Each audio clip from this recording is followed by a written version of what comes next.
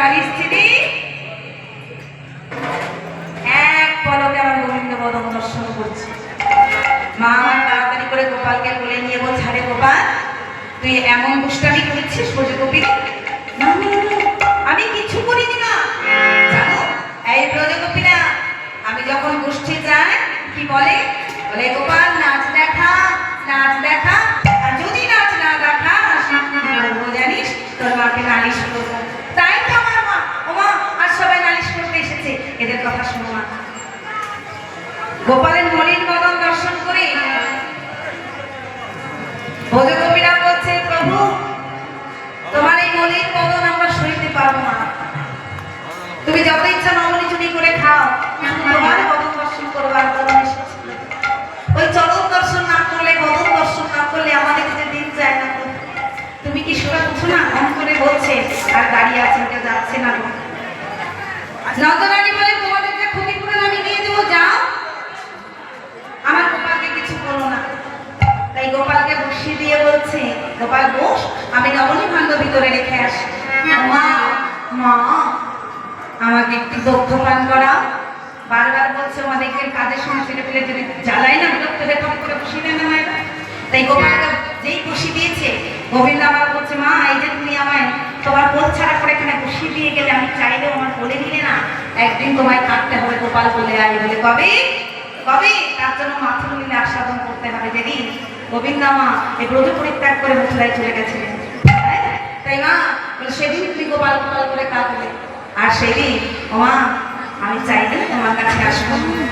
তাই ঘরে গেলেন, একটা দণ্ড নিয়ে দড়ি বাঁধবো, ভিতর ধোল যা আছে ভেঙে দিয়েছে, আর শোক বইছে।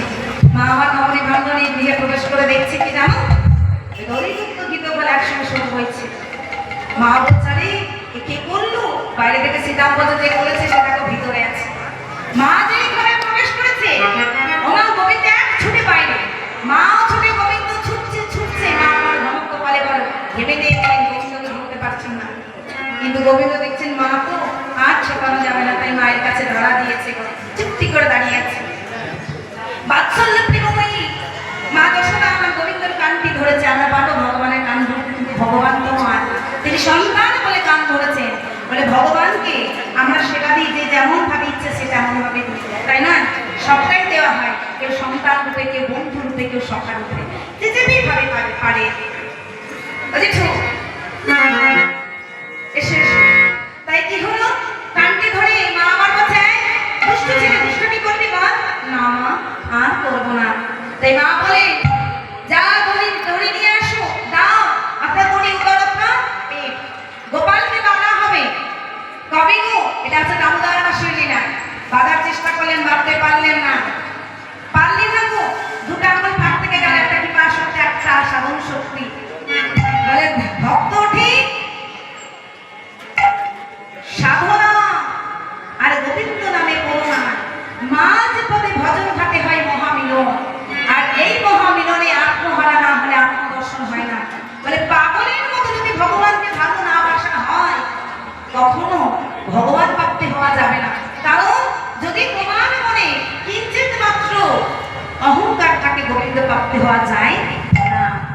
তাই বললেন, ও মা যেই কেঁদেছে গো, মায়া যেমন গোবিন্দ চরণে নিজেকে সমর্পণ করলেন, আর গোবিন্দ বাধা করলেন। বলে কিসি? বলে প্রেম ডোরে, প্রেম ডোরে বাধা করলেন গোবিন্দ আমার মায়ের কাছে।